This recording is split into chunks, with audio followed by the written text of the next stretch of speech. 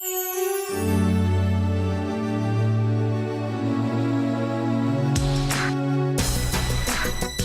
taxes and all that, I was taking home $800, so it wasn't too much money.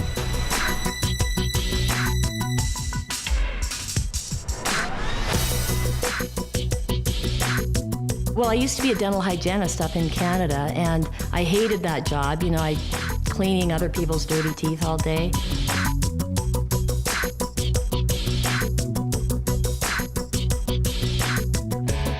I was really miserable. I was working anywhere from 70 to 75 hours a week, 6 to 7 days a week. I mean, practically every weekend. I don't really remember one weekend that I didn't work.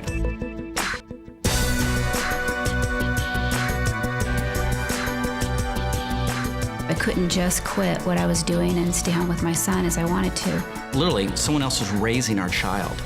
And, it wasn't with our principles and our morals, and, that's no way to raise children.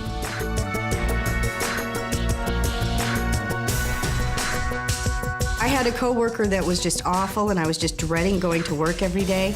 The place I was living in, I'm telling you, it was a shoebox. I was managing a store. I had a lot of nice suits in the closet, no money in the bank. And as I looked 5 years down the road, everything looked pretty much the same. We got to a point where I just said, there's got to be a better way.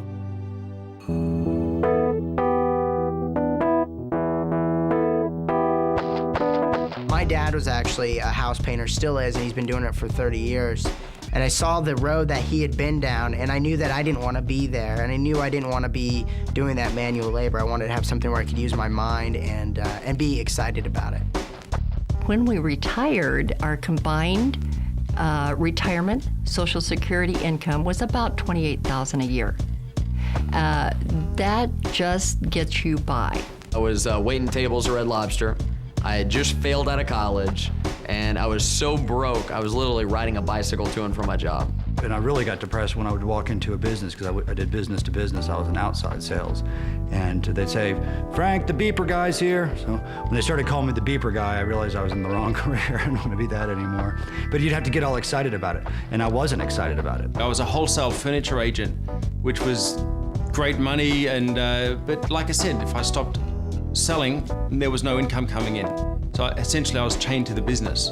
I had gone to law school, but for years I'd been a musician. And I thought, you can always be a lawyer. I want to be a rock and roll star. But the music business is nuts. It goes up and down. If I couldn't find a new tour, I'd be bartending and waiting tables and hoping that nobody would recognize me.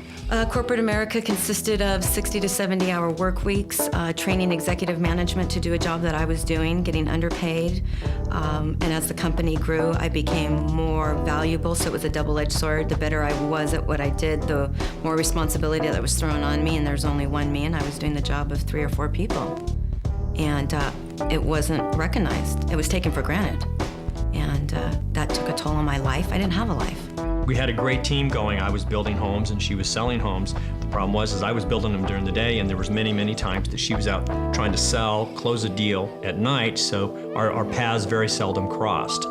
I'd always planned on being successful and having to be able to retire. I always thought about that, but it didn't happen that way. I never have known anything else. I've never known any other type of options other than going to work and getting a paycheck in my other jobs. And when I came in here, I was blown away.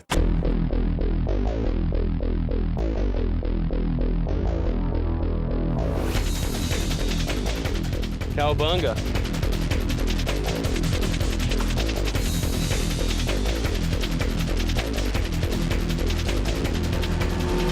Big houses, great cars, for me it's shoes. If I wanted my boys to look very nice, I don't have to check the tag of the price.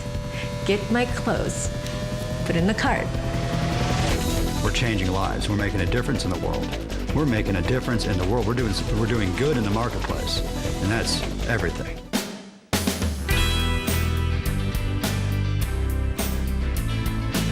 A lot of ways to make money, but there's not many ways you can really be proud about the way that you make money and affect so many people in such a positive way. When I got started, I was definitely looking to make money.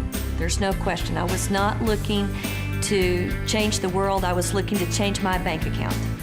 You know, my first 3 days in the company, I earned about $300 mainly from retail. It was really exciting. It validated that you could actually make money. I remember my very first month I made $1,000, and that was a lot of money. About a year and a half into the business, still part-time was making $2,500 a month. On average, we make anywhere between $1,500 to $2,500 in profit a month.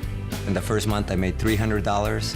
I was very excited. Then $800 the second month, then $2,700 the third month, and then I decided to quit my job.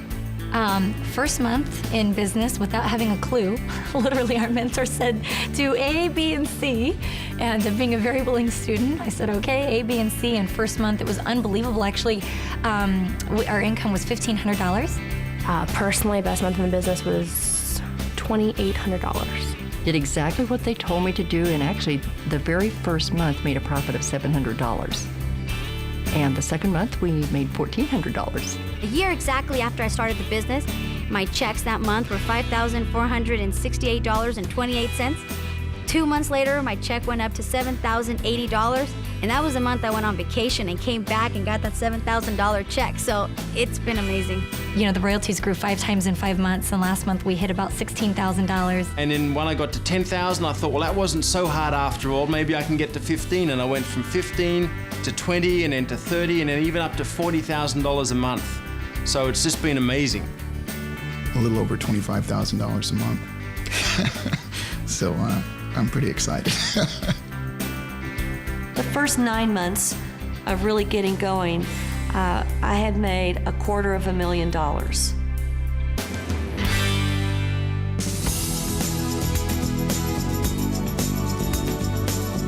Everything already is really in place. We teach people exactly what to do, step by step. So it's not like traditional business where you're going to have to come up with the marketing plan, you're going to have to come up with the product plan, you're going to have to figure out the manufacturing. None of that. It's literally, here's step number 1, here's step number 2, here's step number 3. So all you have to do is plug into the very extensive training program, start taking the first steps, which once you take the first step, that makes the next step easier. This is the perfect time and the right places and the right company. There's still people that say, you know, that's just too good to be true, but it's true. You know, I don't know what else to tell you.